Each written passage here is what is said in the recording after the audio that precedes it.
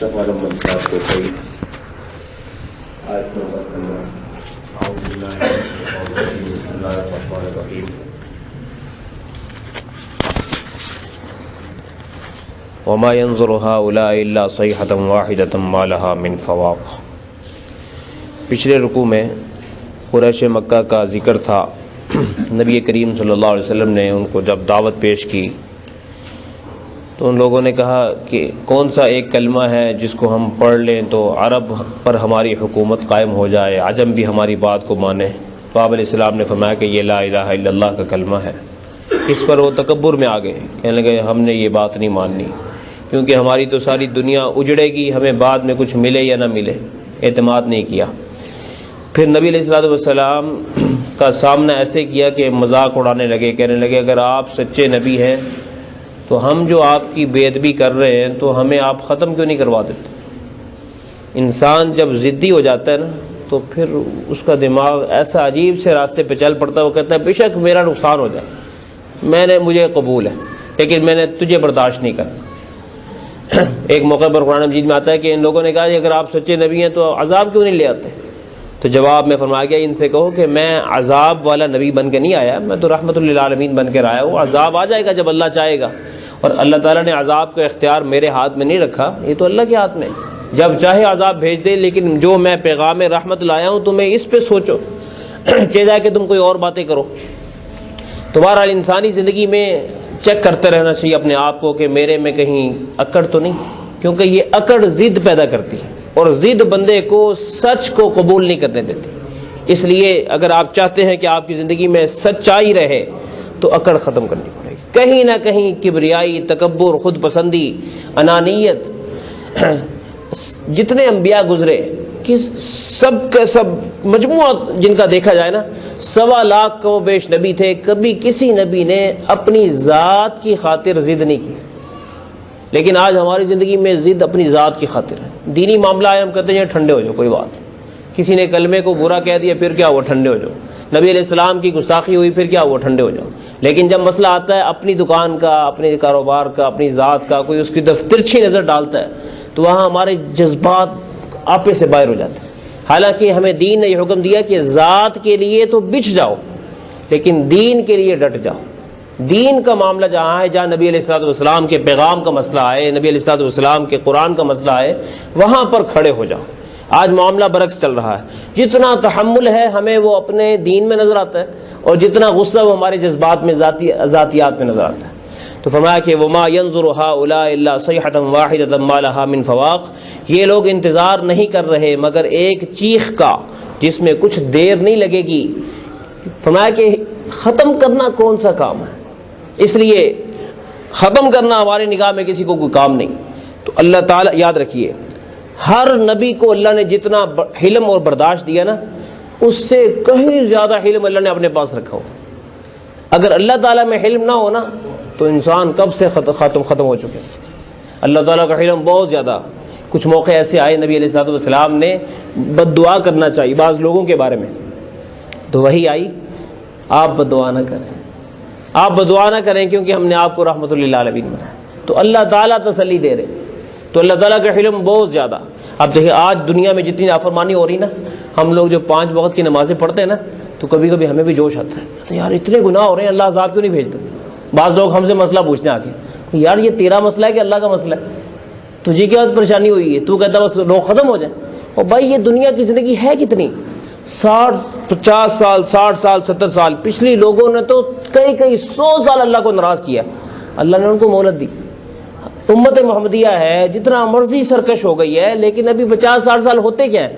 لیکن ہم میں سے جو ہوتے ہیں نا، جو دیندار ہوتے ہیں، وہ اکثر کہتے ہیں یا اللہ بس اب چھانٹی کر دے فٹافٹ۔ اور بھائی ہو سکتا تو بھی رگڑے میں آ جائے۔ اپنی نظر میں نیک ہوں، اللہ کی نظر میں پتہ نہیں کیا معاملہ ہے۔ اس لیے کبھی ایسی بات نہیں کرنی چاہیے کہ اتنے گناہ ہو رہے ہیں اللہ پکڑتا کیوں نہیں۔ اور سیدھی سی بات ہے کہ نبی علیہ السلام نے رو کے اللہ سے مانگا کہ یا اللہ میری امت کو چھوٹی چھوٹی تکلیفوں میں رکھنا، بڑا عذاب دے کے ختم نہ کرنا۔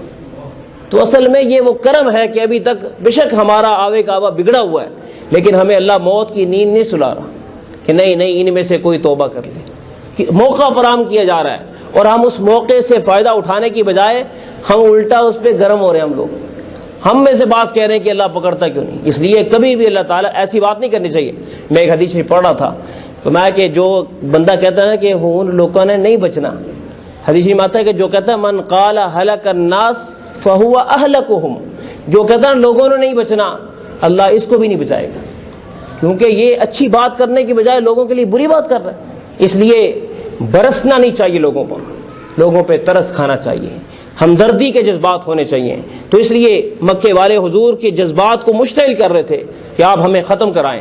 ابو جہل نے تو غلاف کعبہ پکڑ لیا، اللہم ان کان ھذا ھو الحق من عندک، اے اللہ اگر یہ تیرا سچا نبی ہے نا تو میں تو نہیں مان رہا، میری تو عزت کا مسئلہ ہے، میری چدراہٹ کا مسئلہ ہے. فامطر علینا حجارۃ من السماء، تو آپ آسمان سے پتھر برسا کے ختم تو کر دیں. یہ تو قبول ہے لیکن سرداری چھوڑنا قبول نہیں. یہاں تک اس نے کہی تھی، قرآن کی آیت ہے. تو اس لیے ہم لوگ بھی انا کے مسئلوں میں پڑے ہوئے ہیں. سب سے مشکل چیز انا ہے، اس میں خاندان جڑتے نہیں ہیں. انا کا مسئلہ چھوٹے چھوٹے مسئلوں کی وجہ سے کئی خاندان اجڑے پڑے ہوئے ہیں صرف کہ میرے منہ سے ایک بات نکل گئی. تو اس لیے زندگی میں سب سے زیادہ محنت اس انا کو ختم کرنے میں کرنی چاہیے. سب سے زیادہ محنت کہ میرے اندر سے انا نکل جائے. اور جس میں انا نہیں ہوگی نا اس کے لیے جنت میں جانے کا کوئی نہ کوئی اللہ بہانہ بنا دے گا. اور جس میں انا ہوگی تو اللہ تعالیٰ کہتے ہیں انا تو اصل میرا حق ہے، پھر میں نہیں چھوڑوں گا، پھر میں ایسی انا کاٹوں گا کہ کئی 100 سال تک ادھر قیامت کے دن کھڑا رکھوں گا. کیونکہ الکبریاء ردائی، انا کبریائی یہ میری چادر ہے، مجھ سے چھیننے کی کوشش نہ کرو. اس لیے بندے کو کبھی بھی انا نہیں کرنا چاہیے. میں نے جو کہہ دیا، میں جو کہہ رہا ہوں. اس لیے یہ پتہ لگتا ہے عام طور پر جب بندہ رشتہ داروں میں بیٹھا ہوتا ہے نا، چھوٹی چھوٹی بات پہ کہتا ہے میں نے کہہ دیا بس میں نے چینج نہیں ہونا. ہاں وہ وزن جس کی بات میں ہوگا میں اس کو لوں گا، میری کوئی حیثیت نہیں. تو اس لیے شیطان بھی انا کی وجہ سے مارا گیا، آج کی مسلمان بھی انا کی وجہ سے مارے جا رہے ہیں. اب جماعتیں کیوں بنتی جا رہی ہیں؟ جو 4 بندے جن کے ساتھ لگتے ہیں وہ انا بنتی، وہ علیحدہ جماعت بن جاتی، مشکلات کھڑی ہو گئی. تو اس لیے اس پہ محنت کرنی چاہیے کہ میرے اندر سے انانیت نکل جائے. فرمایا وقالوا ربنا عجل لنا قطنا قبل یوم الحساب، وہ لوگ کہتے ہیں اے رب ہمارا حصہ ہمیں حساب کے دن سے پہلے ہی دے دے.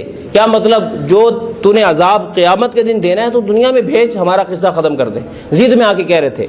نبی علیہ السلام کو جواب میں کہا جا رہا ہے انہوں نے تو غلط بات کہہ دی ہے لیکن اصبر علی ما یقولون، آپ صبر کریں، آپ صبر کیجئے، ان کی باتیں بس سنیں.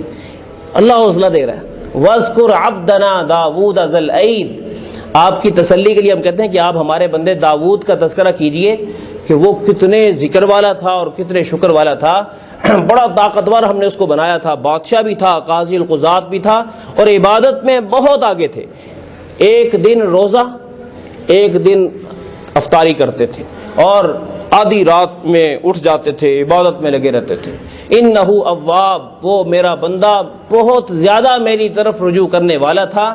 تو آپ بھی چونکہ میرے ہیں تو آپ بھی رجوع میری طرف کرتے رہیں، ان کو ان کے حال پہ چھوڑیں، آپ صبر کیجئے. انا سخرنا الجبال معه يسبحن بالعشي والاشراق، ہم نے داؤد کے ساتھ پہاڑوں کو تابع کر دیا تھا، صبح شام وہ تسبیح کرتے تھے، ہر وقت ذکر کے ماحول میں وہ رہتے تھے. والطیر محشورا، پرندے بھی ان کے ساتھ جمع ہو کر اللہ اللہ کیا کرتے تھے. کل لہ اواب، ہر ایک ان کے تابع تھا. وشددنا ملکہ، ہم نے اس کی سلطنت کو بھی مضبوط کیا تھا. وآتیناہ الحکمہ، ہم نے نبوت بھی دی. وفصل الخطاب، مقدمات میں فیصلہ کرنے کا سلیقہ بھی دیا. یہ سارا کچھ کر کے نا ایک دفعہ داؤد علیہ السلام کے ذہن میں یہ بات آئی کہ یا اللہ آپ کو میں کتنا اچھا لگتا ہوں کہ میں اتنی نمازیں پڑھتا ہوں، اتنے روزے رکھتا ہوں. معمول تھا ایک دن روزہ ایک دن روزہ نہیں رکھتے تھے. تو یا اللہ میں آپ کو کتنا اچھا لگتا ہوں. تو بات تو غلط نہیں تھی لیکن اس میں لفظ پھر میں آ گیا تھا. تو اللہ تعالیٰ نے پھر ان کی اصلاح کی. آگے اس کا واقعہ آ رہا ہے. اصلاح کیسے کی؟ وہ انہوں نے یہ ذکر کیا کہ یا اللہ میرا یہ عمل تو آپ کو کتنا پسند ہوگا. تو قدرت نے یہ سمجھانا چاہا کہ داؤد ہمارا کرم نہ ہونا تو ہمارا نام بھی نہیں کوئی لے سکتا، ہمارا کرم.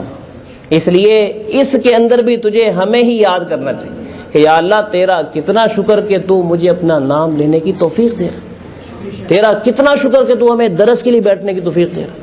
جب آئے نا میں یہ کر رہا ہوں پھر اللہ پاک صفائی کر دیتے ہیں. تو داؤد علیہ السلام کے جب یہ خیال معمولی سا اور ناجائز نہیں تھا کیونکہ وقت کے نبی اور بہت زیادہ عبادت بھی تھی، تو اللہ تعالیٰ نے کیا کیا، ان کی عبادت کا جو وقت تھا نا جس میں وہ اللہ اللہ کرتے تھے، اس میں پہرے دار باہر کھڑے ہوتے تھے کیونکہ بادشاہ وقت بھی تھے، تو اللہ تعالیٰ نے پہرے داروں کی نظر سے اوجھل کر کے نا دو عوام میں سے دو افراد نمائندے دیہاتی قسم کے، اجڑ قسم کے، کچھ دو تھے، بعض کہتے زیادہ تھے، ان کو ان کے پاس بھجوا دیا، نظروں سے اوجھل ہو کر نا وہ اندر چلے گئے، عبادت کا وقت ہے اور یکسوئی میں بیٹھے ہوئے، ایک دم سے دروازہ زور سے بجا، یہ اندر کون آ گیا، یہ تو میرا اللہ اللہ کرنے کا وقت ہے، کئی کئی گھنٹے اللہ اللہ کرتے تھے۔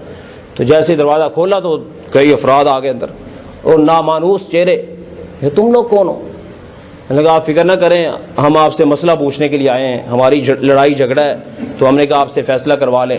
اور آپ نے دیکھیں انداز ان کا ایسا کھردرا تھا جس سے نا نفیس مزاج بندے کی ساری طبیعت ہی اکھڑ جائے۔ میں نے کہا دیکھو ظلم نہ کرنا، صحیح فیصلہ کرنا۔ ایسے اوکھے انداز سے انہوں نے بات کی کہ طبیعت ساری مزمحل ہو گئی، عبادت کا لطف ختم ہو گیا، وہ ساری رات ایسے ہی بے چینی میں گزری، اللہ کا نام لیے ہی نہیں جا رہا کیونکہ خیالات آ رہے ہیں، کبھی کچھ آ رہا ہے۔ جب بندہ پریشان حال ہوتا ہے نا تو اس کو نماز میں ہی بھول جاتی رکعت کون سی پڑھ رہا ہوں، پتہ ہی نہیں ہوتا میں کیا پڑھ رہا ہوں۔